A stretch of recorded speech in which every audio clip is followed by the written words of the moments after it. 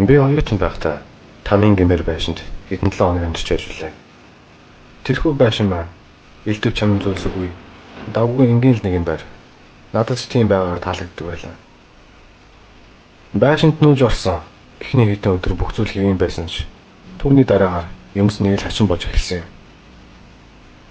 Нэгэн бороотой хагас сайны өдөр надад хийгээд байх зүйл байгаагүй тул би гэртээ зурагт үзэн хэвтэж байтал том овооны шалнаас ямар нэгэн зүйл хяхтнах эсвэл зурах мэт чимээ гарах нь тэр. Би амтан овоо дээр үх юмэн бодоод өрөөг бүхэлдэн тойруулан харсан ч юуч байгаагүй тул хэсэг гайхшраад зурагтаа өвшүүлэн үзэж эхэлсэн юм. Тэр бол анхны хачин тохиолдлуудын нэг байлаа. Бороо тэр өдөртөө мөн шөндөөж тасралтгүй орсон бөгөөд энэ надад гадагш гарахгүй байх шалтгаан болж өгч байв. Тиймээс би бүхэл өдрийг том өрөөндөө зурагчилтж өнгөрөөсөн бөгөөд цаг нэлээд орой болж байхад галтгоонд чимээ гарч би баг зэрэг айцтайгаар инээд хөрөмшгөлээ. Буудингийн дэрийг нэг төрлийн зэвсэг болон гартаа хатгасаар галтгооныхоо зөвлөв. Гэрэл нь унтраастай харанхуй галтгооны шалгаар дүүрэн хайрцагтай байсан чэрио хасгарчихсан байлаа. Надад яаж ийм зүйл болсон байж болох талаар үнэхээр мэдэх юм алга байв. Бүх цонхнууд хаалттай байсан тул салхи хийсгээд унагцч гэж бодох боломж байсангүй. Ямар ч тааш би аюулт хүүтэн зэвсэг болох дээрээ доош нь тавиад шалан дээр асгарсан чэриануудыг цэвэрлэж эхлэв. Тинхүү доош тонгоочсон юм шиг үдэж байтал галтгооны тавир дээрээс хуучин шалан модон дээр гიშ гардаг шиг хятнаа чимээ гарч намайг дав хидэлж зогсоож орхилоо. Харин дээш өнгийн харуул тавир дээр юу ч байсангүй. Тухайн үед дуулдах бяцхан чимээ бүрт дайлцчин цочиж өөрийгөө ихэн юм дуулаад байгаа юм болов гэж бодож амжив. Ямар ч тааш өөрийгөө хэсэг тайвшруулсныхаа дараагаар шалан дээрх чирануудыг цэвэрлчихэд буцан том өрөөндөө очих зөрөгтэй хөгжлөл үүслээ. Гадаа шуурга ширвсч аян цахилгаан төчхний хэдэж надад ягаад ч юм үнэхээр ямар тайван мэдэмж төгсөөл байлаа.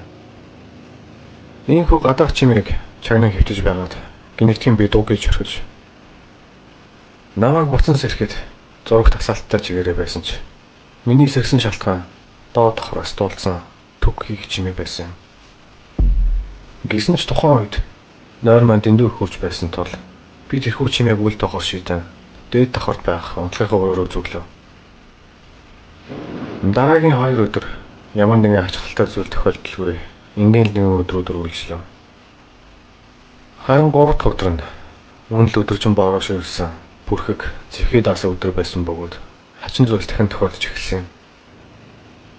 Тэрхүү өдрийн өглөө нь би бүхэн шөнийн турш тасралтгүй уучраад шатаж сэрж буй мэд хачин могоо байдалтай сэрлээ. Өмнөх өдөр нь ямар ч алкоголын төрлийн зүйл сэрхлээгүй батлаа. Ингэж амьдралдаа мэдэрч байгаагүй хамгийн аимшигтай шаардлагатай мэдэрч сэрж байгаадаа би түүлийн ихээр гайхаж байв. Тэрхүү өдөр би орноосоо босхийг хүссэнгүй. Зэвхий даасан сарал цагаагаар шалтсан мэт мэдрэмжийг маань боломж нэмэгдүүлж унтлагынхаа өрөөндөө зурагтаа авчиж авсан хажуудаа бөөлжих төмпөн артуулшаад хүмжлэлтөө шургав. Үд өнгөрж байтал яг дээрээс маань төг хийх чимээ дуулдаж би зургийнхаа дуг халаа. Тэрхүү чимээ дээврийн хөндийгөөс гарч байв.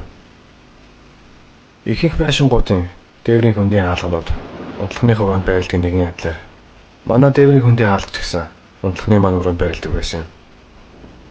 Энэхүү миний сонссон чимээ ганц удаа төг хийх биш 3 эсвэл 4 удаа дараалан төг хийх чимээ байлаа.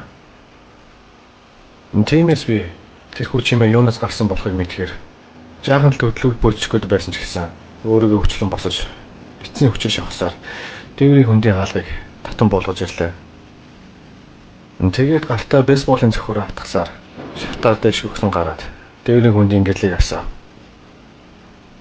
Тэнд өмнөх байрны эцдийг бололтой гэмээр хитэн хайрцаг байх бөгөөд харин тэрхүү төг хийх чимээг гаргаж болох ямар нэг амьд биетийг би олж харсангүй. Гэнэтхэн л ягаад ч юм дотор минь тэрхүү дээврийн хөндийгөөс айх мэдрэмж төрж эхэлсэн тул би төрхөн гихчин гэрлийг нудраагаад буцан буулаа. Тэгээд шүүн донд болох хүртэл тэндээс дахин чимээ гарсангүй.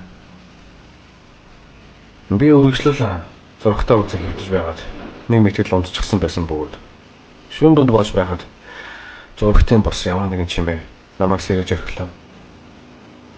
Би ихэндээ аян цохор сэрчгүй хэмээн бодсон ч удалгүй дээврийн хөндийгөөс нөгөө танил түг хийх чимээ дуултан дээр хамаг биений маань шавс босгох шиг болов. Би дахиад гартаа бейсболын цохор атгасаар дээврийн хөндийн шатыг буулган дээш мацлаа. Харин дээш өнгийн гарахаас өмнө би өөрийгөө зөргижүүлэх гэж уурандаа багтарч ядаж буй хүмүүст хамаг чангаараа орилж аваад дээш гараа гэрлийг нь асаах гэж байтал та санхүү дээврийн хөндийгөөс жаахан хүүхдийн чимээгүйхэн инээд алах чимээд болтон тэр. Тэр үед миний мэдэрсэн айдас дотор минь ямар аимшигтай хав бараа хүн зүйл сэлжийн бандаж байсныг үгээр илэрхийлэх боломжгүй байх.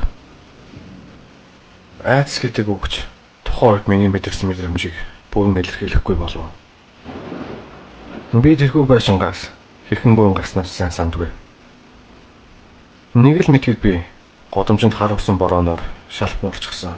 Аврууга залган намайг ирж авах юм уйлан дуулж байсан санд юм.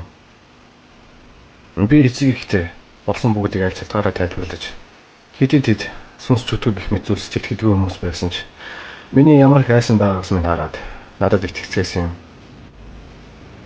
Маргааш нь би эцэг ихтэйгээ хамт очиж тэрхүү байшингаас бүх зүйлээ баглаж аваад шууд лайвж өгч байж билээ.